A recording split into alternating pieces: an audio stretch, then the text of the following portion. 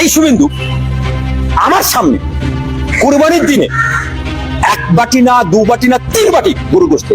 দর্শক একবার ভাবুন তো, যেই মানুষটা আজ গরু কোরবানির বিরুদ্ধে হুঙ্কার দিচ্ছেন, যে মানুষটার নির্দেশে আজ কোরবানির পশু কেনা যাচ্ছে না, সেই মানুষটাই কিনা এক সময় তৃপ্তি করে গরুর মাংস খেয়েছিলেন।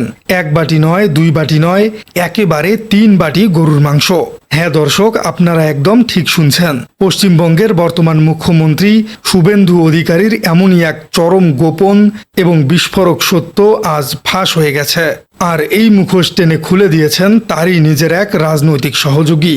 আবার টিফিন কেরিয়া করে বয়ে নিয়ে এই শুভেন্দু আমার সামনে কুরবানির দিনে এক বাটি না দু বাটি না তিন বাটি গরুর গোশত। রাজনীতির ময়দানে কত রঙের কত খেলা চলে, তার সবচেয়ে বড় প্রমাণ আজকের এই ঘটনা। একদিকে যখন ধর্মের নামে সাধারণ মানুষের রুটি রুজি কেড়ে নেওয়া হচ্ছে, তখন অন্যদিকে বেরিয়ে আসছে এক চাঞ্চল্যকর তথ্য যা পুরো রাজ্যকে নাড়িয়ে দিয়েছে। শুভেন্দু অধিকারীর এক সময়ের অত্যন্ত ঘনিষ্ঠ এবং রাজনৈতিক সহযোগী হঠাৎ করেই সংবাদ মাধ্যমের সামনে এই বোমাটি ফাটিয়েছেন। তিনি স্পষ্ট ভাষায় জানিয়েছেন, আমি নিজের চোখে দেখেছি, ঈদের দিন আমাদের সামনে বসেই শুভেন্দু গরুর মাংস খেয়েছিল। এক বাটি নয়, দুই বাটি নয়, পুরো 3 বাটি গরুর মাংস। এই কথা প্রকাশ্যে আসার পর থেকেই রাজ্যের রাজনীতিতে রীতিমতো ভূমিকম্প শুরু হয়েছে। সাধারণ মানুষ স্তম্ভিত। যে নেতার মুখে সারাদিন গোমাতার জয়গান, যিনি গরুকে মা বলে পূজা করার কথা বলে গলা ফাটান, তিনি নিজেই কিনা ঈদের দিন 3 বাটি গরুর মাংস খেয়েছিলেন। আমরাও তো একজন হিন্দু, জানি না গরুকে কি করতে হবে, গোমাতা করতে হবে। গোমাতা যদি করবি তাহলে সরকার বাড়ি নিয়ে গোমাতা করুক। উনি বলছেন এগুলো বরদাস্ত করা হবে না, কিন্তু ওনার দলের লোকেরা তো করছে। কেন গরিব মুসলমানদের উপর আক্রমণ হচ্ছে, কেন সংখ্যালঘু মানুষের উপর আক্রমণ হচ্ছে? দেখতে পাচ্ছেন না বিজেপির নেতারা, অমিত শাহ দেখতে পাচ্ছেন না? যেদিন দুদিন বেটি কোথায় বাঁচাবেন, উনি বিশ্বের এদিকে আমরা খেয়ে মরি। দর্শক, পরিস্থিতিটা একবার কল্পনা করুন। ঈদের দিন, উৎসবের আমেজ, চারদিকে মাংস রান্নার গন্ধ, আর সেই আসরে বসে বর্তমান মুখ্যমন্ত্রী, যিনি আজ কট্টর হিন্দুত্বের প্রবক্তা, তিনি একটার পর একটা বাটি শেষ করছেন। এই তথ্যটা এমন এক সময় সামনে এসেছে যখন পশ্চিমবঙ্গের রাজনীতি চরম উত্তপ্ত। 2026 সালে ক্ষমতায় বসার পর থেকেই মুখ্যমন্ত্রী শুভেন্দু অধিকারী গরু জবাই করা পুরোপুরি বন্ধ করার অঘোষিত নির্দেশ দিয়েছেন। তার সরকার আর উগ্র হিন্দুত্ববাদী সংগঠনগুলোর দাপটে আজ মুসলিম ভাই বোনেরা তাদের পবিত্র ধর্মীয় উৎসব ঈদুল আজহার কোরবানি দিতে পারছে না। কোরবানির পশু কিনতে গেলে রাস্তায় আটকে দেয়া হচ্ছে, জোর করে ছিনিয়ে নেওয়া হচ্ছে গরু, সাথে মারধর করা হচ্ছে। মুসলিমদের ধর্মীয় অধিকার আজ চরমভাবে খর্ব করা হয়েছে। কিন্তু একবার ভেবে দেখুন দর্শক, যে মানুষটা নিজে কোরবানির মাংস তৃপ্তি করে খেয়েছেন, তিনি আজ কোন সাহসে, কোন নৈতিক অধিকারে অন্যদের কোরবানি আটকে দিচ্ছেন? যখন তিনি নিজে 3 বাটি গরুর মাংস খাচ্ছিলেন, তখন কি তার গোমাতার কথা মনে ছিল না? তখন কি তার ধর্ম বিপন্ন হয়নি? নাকি ক্ষমতার গদিতে বসার জন্য ধর্ম কেবল একটি সিঁড়ি মাত্র? আজ সাধারণ মানুষ সেই প্রশ্নই তুলছে। এই দ্বিচারিতার সবচেয়ে বড় শিকার আজ কারা?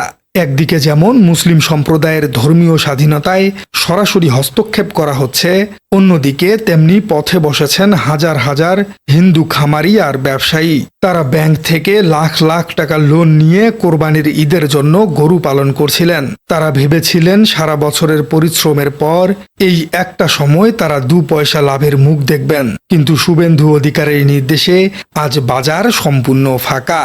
উগ্রবাদীদের ভয়ে মুসলিম ক্রেতারা গরু কিনতে আসছেন না, ফলে হিন্দু খামারিদের গরু বিক্রি হচ্ছে না। আজ সেই খামারিদের মাথায় হাত। তারা বলছেন, আমরা তো ব্যবসা করি, আমাদের তো রাজনীতি বোঝার দরকার নেই, আমরা লোন শোধ করব কিভাবে, ছেলে মেয়েদের মুখে ভাত দেব কিভাবে? এই অসহায় খামারিদের কান্নার আওয়াজ কি মুখ্যমন্ত্রীর কান পর্যন্ত পৌঁছাচ্ছে না? যিনি নিজে 3 বাটি মাংস খেয়েছেন, তিনি কি বুঝতে পারছেন না যে তার একটা রাজনৈতিক ভণ্ডামির কারণে কত হাজার হাজার কোটি পরিবারের পেটে লাথি মারা হয়েছে?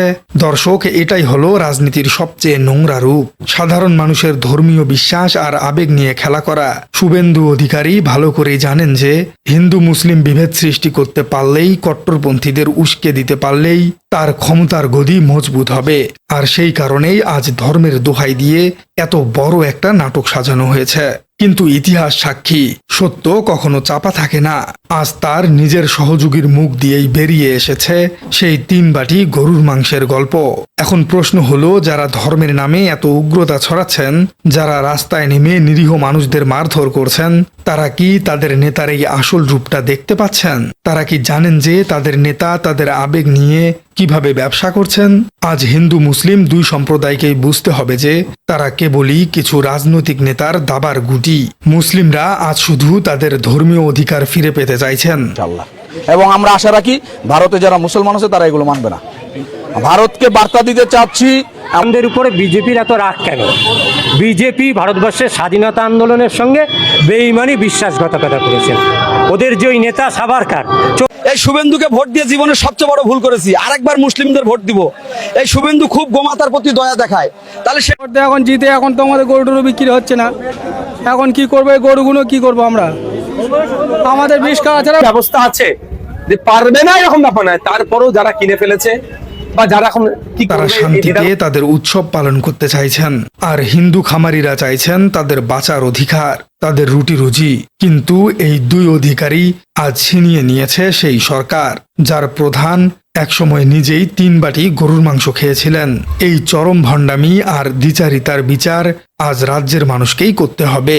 প্রিয় দর্শক, আপনার কি মনে হয়, একজন মুখ্যমন্ত্রী যিনি নিজে একসময় 3 বাটি গরুর মাংস খেয়েছেন, তিনি কি আদৌ গরু কোরবানিকে নিষিদ্ধ করতে পারেন, নাকি তিনি শুধুই গরুর মাংসকে একটি রাজনৈতিক হাতিয়ার হিসেবে ব্যবহার করতে চাইছেন? কমেন্টে জানিয়ে দিন আপনার মূল্যবান মতামত। আর আমাদের চ্যানেলে নতুন হয়ে থাকলে চ্যানেলটি সাবস্ক্রাইব করার অনুরোধ থাকলো। দেখা হচ্ছে পরবর্তী কোনো ভিডিওতে। ও বিহার থেকে ফিরে গরু দিতে পারে। লোকের ফসল খেয়ে নেবে। ঠিক এইভাবেই আজ দিশেহারা হয়ে পড়েছেন বহু গরু পালনকারী। বিজেপি শাসিত হবে না, গরু বিনিময়ে আমরা যদি না বেচতে পারবো তাহলে আমরা কি খাবো? না, এই আইন ঠিক না আমার পক্ষে। ভাই গরু পুষতে দেবে না, বিক্রি করতে দেবে না, তাহলে আবার কি করে চলবে? গরু দিতে পারতো বিহার থেকে, ও কেন ছেড়েছে? ও বিহার থেকে ফিরে গরু দিতে পারতো, তো তাহলে তো সব ব্যবসাদার বেঁচে যেত যে গরু থাক। দেবে, বিক্রি করতে দেবে না, তো কি করে চলবে? কি চাইছেন তাহলে আপনারা? কি আমরা यहाँ पे देखिए हिंदू है, यहाँ गली में सब मुस्लिम है। आप क्या हैं? हम मुस्लिम है। आप क्या हैं? हम भी मुस्लिम है। तो हिंदू कहाँ हैं? हिंदू बगल में ही है। यहाँ पे मुस्लिम की आबादी ज्यादा है। आपके बारे में बोला गया कि आप हिंदू हैं, क्या नाम होगा? रिया गुप्ता। गुप्ता जी, आप कितने सुरक्षित हैं यहाँ पे? मैं बहुत सुरक्षित हूँ यहाँ पे। यहाँ पे मुस्लिम की कितनी आबादी होगी? सारे ही है, सारे यहाँ पे मुस्लिम की आबादी है। हिंदू कितने % होंगे? 1%। 1% हाँ, यहाँ पे मैं ही हूँ। 99%। अच्छा, तो कितने सुरक्षित? आज बिजुली आले আমাদের 1 টাকা দেয় না বলে। আছে গরু বিক্রি করবো। मस्जिद के ठीक सामने हमारे हिंदू परिवार है 30 साल से 40 साल से। आप इनसे पूछो हमारा माहौल कैसा है। आ गया आप, कैमरे तो लेके आओ।